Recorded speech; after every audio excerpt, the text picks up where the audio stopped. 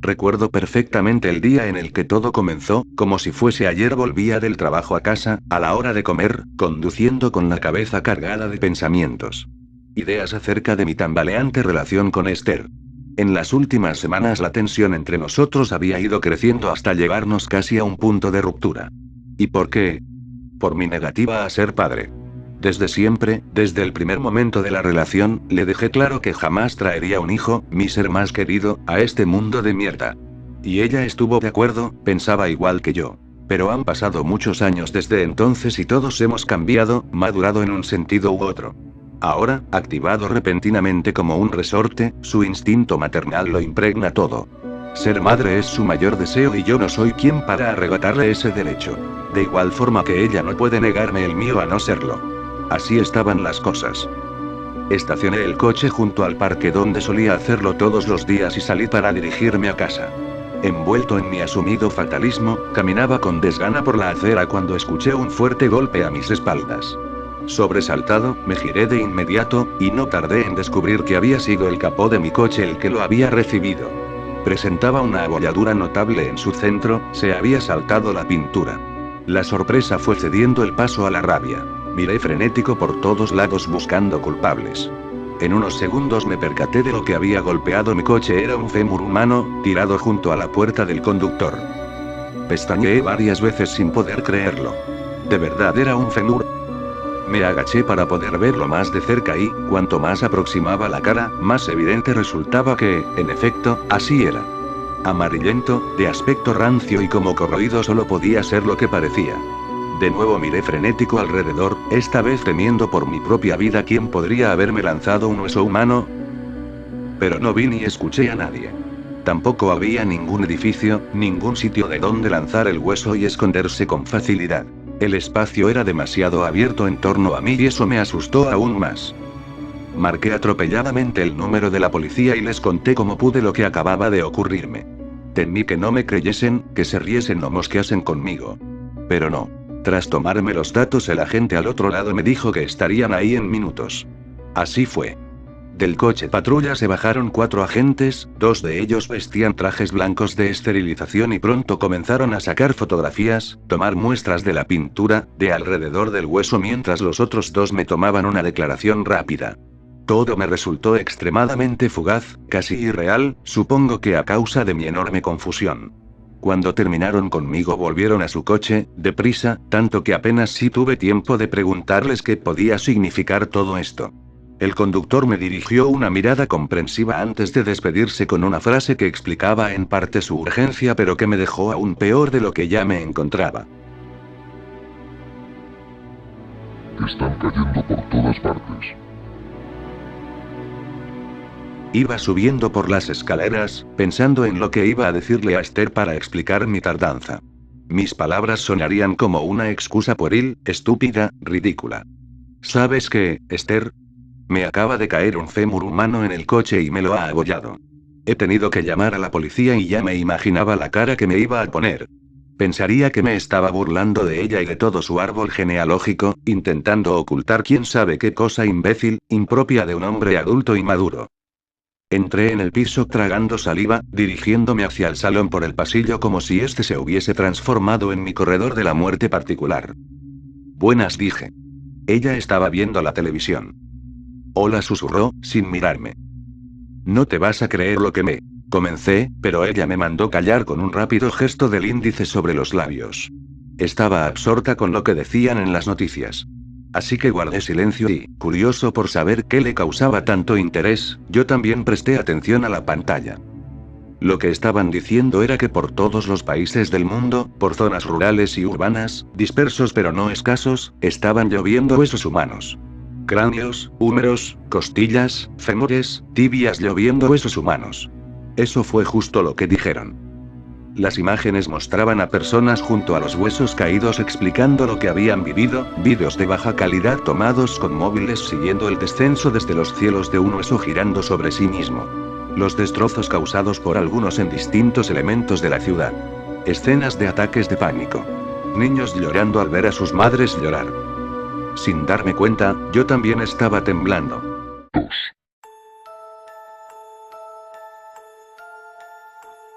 Me envolvió la sensación, la absoluta certeza, de estar viviendo un hecho extraordinario. Algo que ocurría por primera vez en la historia del mundo. Como el rumor de la tierra que precede y anuncia la llegada de un terremoto devastador, una profunda zozobra comenzó a crecer en mi interior, intuyendo que esto era solamente el macabro preludio del terror inimaginable que se cernía sobre nosotros. A mi lado, Esther susurraba frases de incredulidad ante lo que escuchaba y veía en la pantalla. Esto tiene toda la pinta de ser un acto terrorista, algo de guerra psicológica como en la antigüedad, cuando se catapultaban cabezas y cadáveres por encima de las murallas de los asediados. Empecé también a pensar en voz alta, creo que para evitar que la tensión me reventase por dentro. Dar una explicación lógica a algo que no aparentaba visos de tenerla en modo alguno. Pues yo creo que esto tiene que ser obra de Dios o del diablo, dijo ella, casi en un lamento. Esther siempre ha sido una fiel creyente, circunstancia que motivó durante años interesantes conversaciones y alguna que otra discusión al ir pendulando yo entre un humilde agnosticismo y el ateísmo más radical, según la época y mi necesidad de apoyo espiritual para poder sobrellevar la vida. Desde hace tiempo creo que Dios ya no cuenta conmigo para su lista de elegidos. No. Existen muchas otras razones más sencillas y verosímiles que habría que descartar antes de que pudiésemos hablar de la mano de Dios, dije, y ella me miró alzando una ceja. Podría ser una manipulación más, orquestada por los gobiernos y sus medios de comunicación. En este momento recordé la abolladura de mi coche, pero proseguí, o algún extraño fenómeno dentro de las leyes de la naturaleza.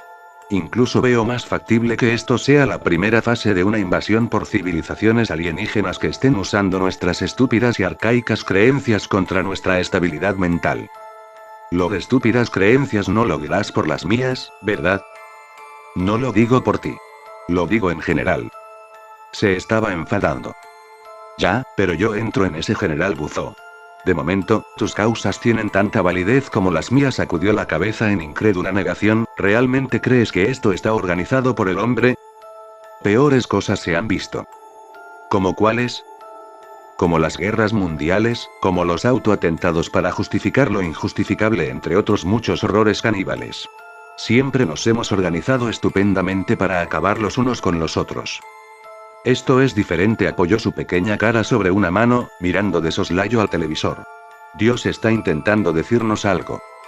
Los creyentes no suelen usar la lógica ni el empirismo. Niegan de forma natural las evidencias en contra de sus creencias y te culpan cada vez que entras con una luz en la oscuridad, su amada oscuridad.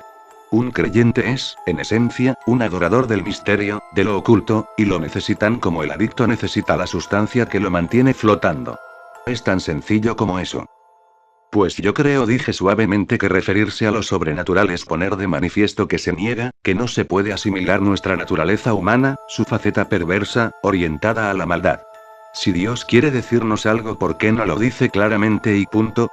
¿Por qué hay que estar siempre intentando clarificar si el mensaje es X o es Z y, encima, indagar si es él o no quien lo expresa? Esther me clavó la mirada, obviamente molesta.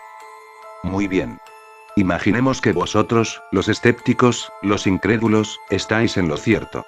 Imaginemos que Dios no existe, que todo es una mierda mecanicista y que el hombre es un gusano hijo de puta capaz de todo con tal de engordar, sobre todo si es a costa de los demás. Supongamos que tenéis razón en todo, pero ¿por qué os alegráis de que las cosas sean así? ¿Por qué os consideráis más inteligentes, evolucionados, que los creyentes? ¿De dónde os viene ese aire de superioridad, ese regodeo en la crudeza, esos deseos de destruir las equivocadas creencias de los demás? Yo no me considero más inteligente que tú, ni estoy especialmente contento porque las cosas sean así.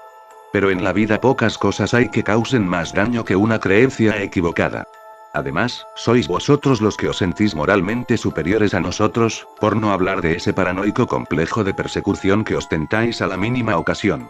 Y luego somos nosotros los malos, los diabólicos. Pero las religiones han causado más guerras de las que se pueden contar, y la Inquisición se hinchó a quemar a gente viva. Me pregunto qué pensará Dios de todo eso, concluí. Ella se levantó del sillón con un bufido de cansancio. Mira, por lo que a mí respecta, puedes seguir creyendo a lo que quieras. Está claro que no nos vamos a persuadir mutuamente ni vamos a sacar nada de esto. Solo déjame decirte que os veo francamente limitados para aprehender el universo en su grandeza, ciegos a las razones más allá de la razón, encerrados y orgullosos de estarlo en vuestras trampas lógicas que poco tienen que ver con lo que ocurre ahí fuera. Muy bien, Esther, pues peor para mí entonces. Me alegro de que os sintáis queridos por Dios y siendo uno con el universo. Ojalá yo pudiese también. Durante unos minutos quedamos en silencio, mirando lo que nos ofrecía el televisor.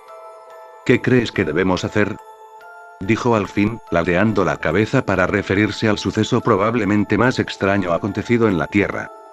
Llevaba un rato pensándolo, así que las palabras fluyeron solas. Después de comer, voy a hacer lo que se suele hacer siempre en caso de incertidumbre extrema.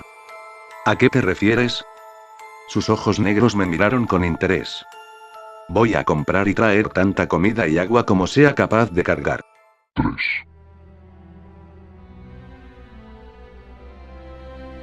En los días siguientes el mundo estaba en plena ebullición de noticias. Yo iba a mi trabajo y volvía, por todas partes no se hablaba de otra cosa. Los gobiernos al unísono se apresuraron a emitir comunicados tranquilizadores, intentando evitar que el pánico se extendiese en una deriva hacia el terror. Decían básicamente que se trataba de un extrañísimo fenómeno meteorológico en estudio, similar a esas lluvias de piedras o pequeños animales que han quedado recogidas en la historia. Pero por la red numerosos grupos de investigadores independientes ya lo estaban desmintiendo. Y en diferentes partes del mundo, llegaban a dos conclusiones idénticas: los huesos caían desde una altura de 4 kilómetros, sin importar el punto geográfico donde se recogiese el dato. Estos no caían solo desde las nubes como parecían afirmar los gobiernos, sino que aparecían de la nada, a pleno cielo descubierto, como vomitados por bocas invisibles, pero siempre desde esa línea de los 4 kilómetros. La segunda conclusión es que las pruebas revelaban que la antigüedad de los huesos en ningún caso era inferior al 1.000.000 de años. Por todo el globo se estaban produciendo grandes movimientos sociales, de carácter religioso en especial. Las epifanías y mensajes apocalípticos se sucedían. Las comunas beatíficas vieron crecer el número de sus integrantes de forma espectacular, lo dejaban todo y se iban a los campos a orar, a cantar la buena nueva, la segunda llegada del Mesías. Otros grupúsculos sectarios se conformaron de la noche a la mañana, como setas venenosas tras una lluvia tóxica. Y ya comenzaban a crear disturbios e incluso casos de suicidio ritual colectivo. Además, la frecuencia de caída de los huesos, lejos de disminuir, estaba aumentando. Era evidente hasta a simple vista. Esther y yo pudimos ver desde la ventana de nuestro salón que daba al parque y, por lo tanto, permitía una amplia vista sin edificios caer no menos de 3 o 4. Nos envolvía una terrible, macabra fascinación. ¿Era esto el preludio de nuestra muerte? ¿El fin de la humanidad? Tengo miedo, Juan tartamudeó, mientras miraba al exterior. Toda esta situación me tiene descolocada. No sé qué pensar, no sé si el mundo se ha trastornado por completo. No sé qué será de nosotros. Yo también estoy asustado, cariño, le cogí la mano. Todos estamos igual. Nadie sabe por qué está ocurriendo esto ni entendemos qué puede significar. Debemos tener paciencia y esperar a que se resuelva, sea lo que sea. Esther negaba con la cabeza, como resistiéndose a mis bien intencionados pero evidentes intentos de transmitirle tranquilidad. Yo la conocía bien, no era una de esas personas que se dejan persuadir con facilidad, que incluso parecen estar deseándolo. Y nunca le gustó que la tratasen como a una niña pequeña. Creo que Dios nos está castigando. Cuando las cosas pierden sentido, o son duras de asimilar, Dios aparece por la puerta. Venga ya, Esther. ¿Cómo puedes decir eso? ¿Es que tú y yo nos merecemos que nos bombardee con huesos humanos? ¿Qué hemos hecho tan terrible, que no puedo recordar? Aparte de trabajar como cabrones, pagar impuestos y no saltarnos las leyes, ¿tan malos somos? ¿Y los niños, los enfermos, la gente normal que solo cometen el pecado de querer vivir en paz un día más también se lo merecen? Me crucé de brazos, esperando alguna respuesta racional. No nos castiga como individuos, sino como especie. Tal vez solo quiera abrirnos los ojos, que despertemos de una vez. Ah, vale, entonces es que es indiscriminado. Lo sabe todo de todos pero no diferencia a nadie. Vaya, Esther, pues siento decir que tu Dios no se aleja demasiado de cualquier terrorista, según parece. Me lanzó una mirada de hierro antes de responderme. Juan, haz el favor de no blasfemar con tanta facilidad. Tú sabes perfectamente lo que quiero decir. No tergiverses para atacar gratuitamente. No ataco por atacar, Esther, solo intento desmontar una idea sin base de ninguna clase, bastante ridícula. Será ridícula para ti, replicó, como un disparo. Además, he notado un cierto respeto en tu voz cuando decías blasfemar. No temas su ira. Pongamos que tienes razón y que él existe, ya nos está castigando. ¿Qué más has de temer? Esther me miró como un niño travieso pillado infraganti. Reconócelo, Juan, tú no creerías en Dios ni aunque lo vieses aparecer entre las nubes. Te gusta demasiado sentirte intelectualmente superior, blandiendo tu lógica como una espada de palabras. Él está por encima de eso. Él lo creó todo, incluyendo tu obcecado cerebro. Y sus designios son inescrutables, por definición. De acuerdo, cariño. Yo soy un chulo y un pedante, lo acepto. La mayor dificultad para conversar con alguien de creencias muy arraigadas, como tú, es la poca receptividad a escuchar otras teorías alternativas. Por eso, me gustaría que al menos tomases en consideración esas otras ideas. Seguro que te enriquecen, incluso aunque no fuesen ciertas. Yo no soy ninguna fanática, solo te digo lo que sinceramente creo. Se recogió parte de su melena negra tras la oreja. Muy bien, imaginémoslo al contrario, tú tienes razón y la mano de Dios no está tras lo que está ocurriendo. Dime, ¿qué explicación le encuentras a que lluevan huesos del cielo? Me gustó que quisiera escucharme. Pues verás, comencé, pienso que debemos partir de dos hipótesis para explicar las causas. La primera, interna, esto está siendo obra del hombre, de los gobiernos. Una manipulación más para dirigirnos como el inmenso rebaño que somos hacia donde les convenga, como con los ataques de falsa bandera y el fenómeno ovni en el pasado. Seguro que pronto nos meten a todos en campos de concentración blindados, dirán que para nuestra protección, por seguridad. Eliminando tantos derechos adquiridos, en el fondo, lo que quieren es sacrificar gran parte de sus cabezas de ganado, pues el rebaño se ha vuelto demasiado grande e incontrolable. Eso suena muy conspiranoico, ¿no? Se sonrió, un tanto burlancia. Muy nuevo orden mundial, Illuminatis. Pensaba que tú no creías en esas cosas. Me guiñó un ojo, devolviéndome la pelota de la puerilidad de las creencias.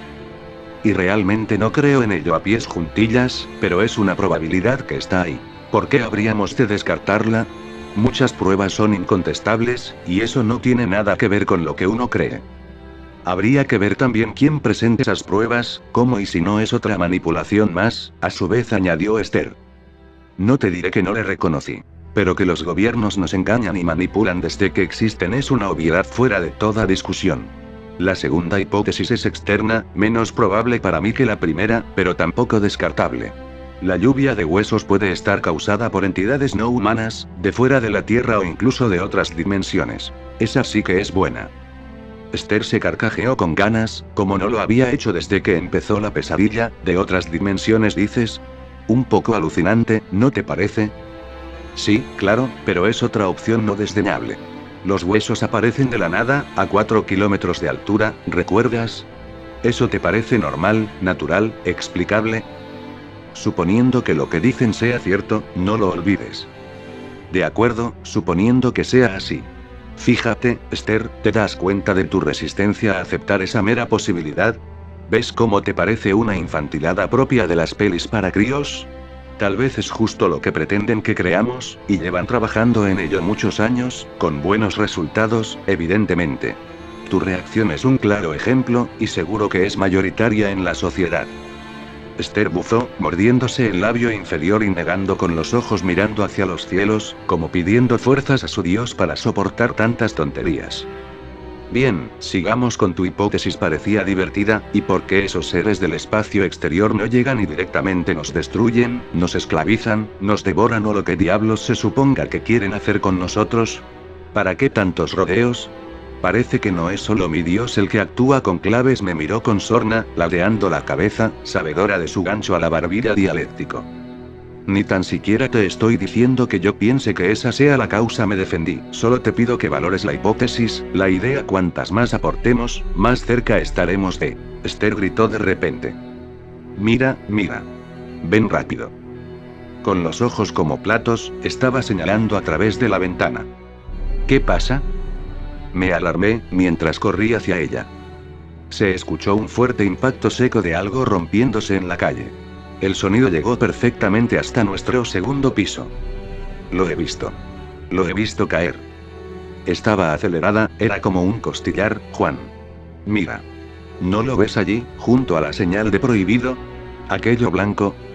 En efecto, había unos fragmentos blanquecinos junto a la señal, como un arpa de hueso rota.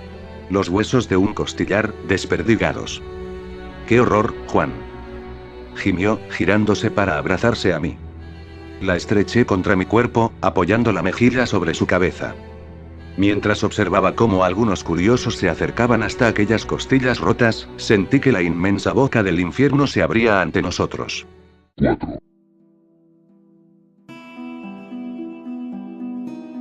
Durante la semana, los hechos se precipitaron día a día, con creciente velocidad, como una bola de nieve echada a rodar ladera abajo. El mundo se convulsionaba con noticias extraordinarias que se habían vuelto cotidianas.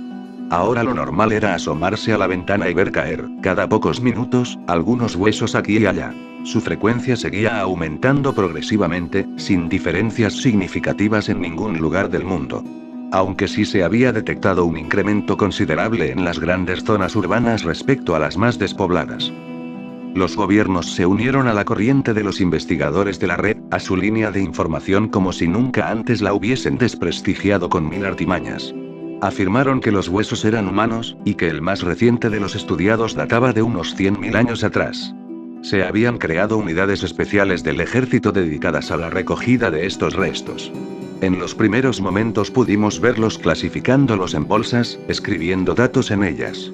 Pero ante la magnitud de la tarea y la creciente intensidad de la lluvia, pronto se limitaron a limpiar las calles con la mayor celeridad posible, como si de un cuerpo de barrenderos forenses se tratase. Ya se contaban por centenares los muertos debido a impactos de hueso a lo largo y ancho del planeta. Desde los medios se recomendaban medidas de protección para salir a la calle, y pronto los cascos y paraguas reforzados fueron una prenda de vestir más. El mundo vibraba, aguantaba la respiración, sobrecogido en un estupefacto estado de shock. Esther lo llevaba cada vez peor, no podía asimilar la deriva que los acontecimientos estaban tomando. Se estaba desquiciando, y sería injusto culpabilizarla por ello.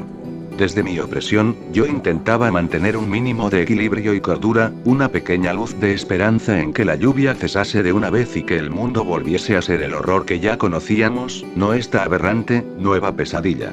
Aunque lo cierto es que mis ideas no podían ser más negras y depresivas. Tras la cena, que apenas tocó, Esther volvió a su verborrea neurótica. Se estaba desesperando en la búsqueda de un sentido, en descifrar el mensaje que Dios nos enviaba desde el cielo. Yo empezaba a pensar que, tal vez, no hubiese ningún sentido tras el fenómeno. ¿Te das cuenta? Comenzó Esther, mientras recolocaba la mesa.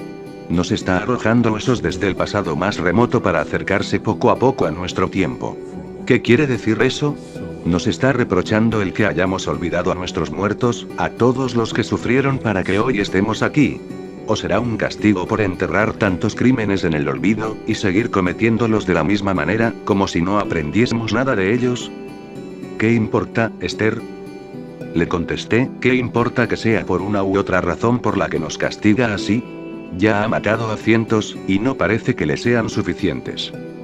Pero, tal vez si descubrimos justo lo que quiere de nosotros y comenzamos a actuar así, detenga esta lluvia de muerte. Cuando le demostremos que hemos aprendido la lección al fin. ¿Cómo actuará él si no descubrimos la respuesta a su retorcida adivinanza? ¿Pretende convertir el mundo en un cementerio silencioso, cubierto de huesos? Vaya un Dios vengativo que tienes, no sé ni cómo puedes creer en él. Esther obvió mi envenenado reproche. No, yo no lo veo así, Juan. Él es nuestro padre, y actúa como tal, siendo incluso duro cuando es preciso serlo. Nos dio la libertad y mira lo que hemos hecho con ella. Tal vez haya llegado el momento de recibir nuestro correctivo, sin el cual es seguro que acabaríamos cayendo en el abismo de nuestra autodestrucción. No existe locura que no encuentre su justificación. Casi suspiré. ¿Me estás llamando loca?, preguntó, con los brazos en jarras. Me pasé la mano por la cara, como si me la quisiera borrar, antes de contestar. No, cariño.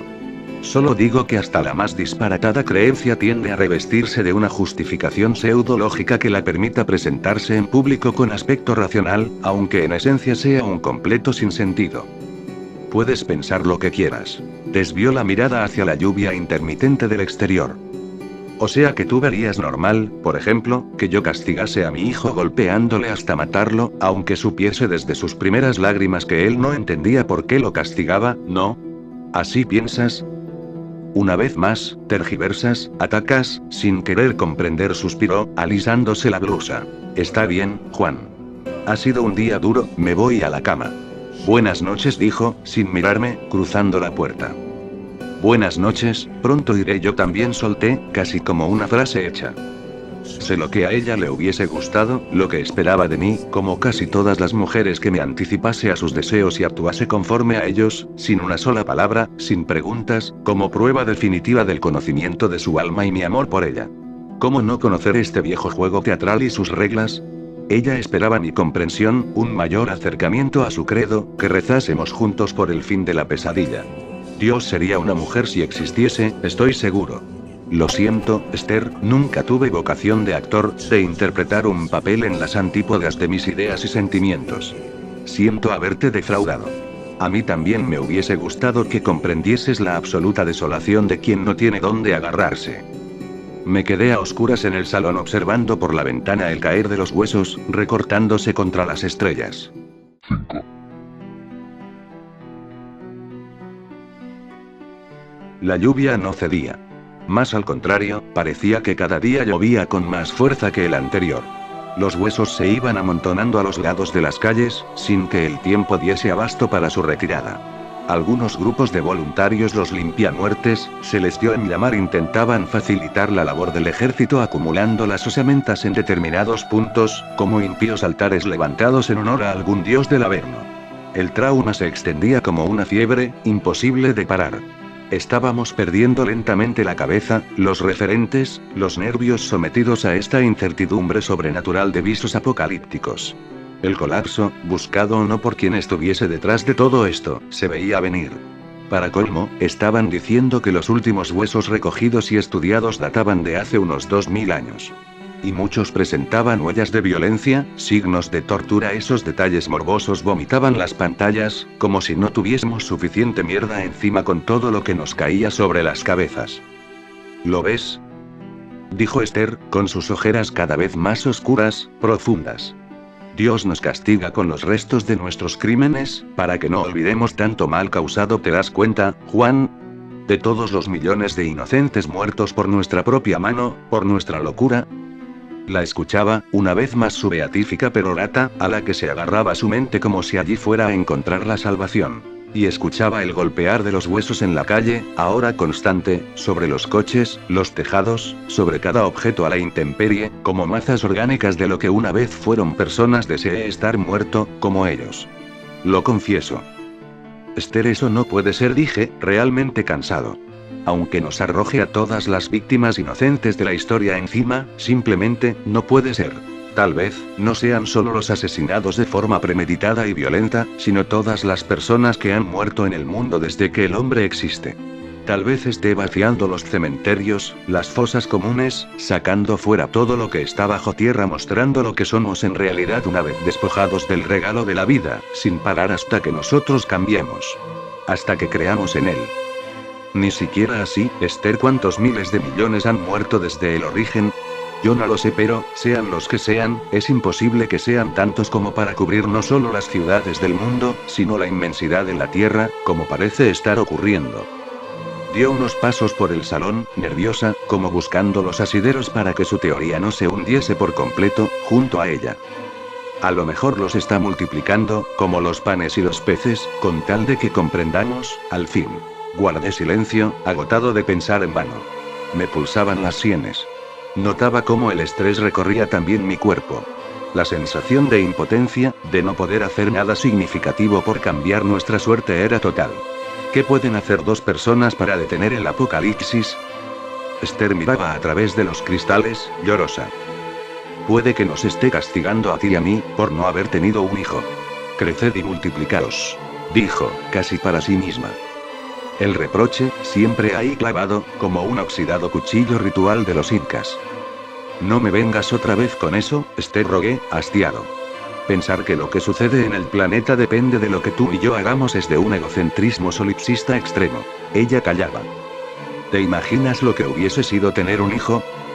Proseguí, ¿te gustaría que nuestro hijo estuviese por aquí ahora, siendo víctima junto a nosotros de esta locura? A veces pienso que, no trayéndole a este mundo de mierda, lo he querido y respetado mucho más que tú. Esther se giró hacia mí, con ojos sorprendidos, furibundos. ¿Qué coño estás diciendo? Explotó, ¿cómo me puedes decir eso? Yo le hubiese dado una vida llena de afecto, digna de ser vivida, y si esto es el final, al menos hubiese tenido la ocasión de estar vivo, de poder respirar y conocer qué significa esta experiencia. Ahora ya. Se le crisparon los labios, nunca podré ver su cara. Se acercó a mí, con lágrimas resbalando por sus mejillas. Eres un cobarde, un egoísta de mierda. Y en lugar de golpearme a mí, dio un manotazo al plato de cristal sobre la mesa, que voló hasta hacerse añicos contra el suelo, justo antes de salir corriendo hacia nuestro cuarto. Escuché el portazo al final del pasillo, a galaxias de distancia. Vaya asco. Me levanté al rato con pesadumbre, a por la escoba y el recogedor para barrer los pedazos de cristal por todo el salón. Lamenté todas y cada una de mis palabras, la forma de expresarlas. Lamenté mi estúpida soberbia, mi falta de sensibilidad hacia su estado emocional. Lamenté estar junto a ella, no haberla dejado libre, que encontrase a cualquier otro que le transmitiese la felicidad que yo jamás sería capaz de brindarle. Mientras arrastraba con la escoba los brillantes fragmentos hacia el recogedor, sentí unas inmensas ganas de llorar, como ya ni recordaba. Ella tenía razón. Soy un cobarde, por no querer un hijo y cuidarlo junto a ella, por no alejarme, por no atreverme a vivir sin verla cada día. Y soy un egoísta de mierda, porque he unido su destino al mío. Porque es la única persona en el mundo a la que he amado con toda mi alma.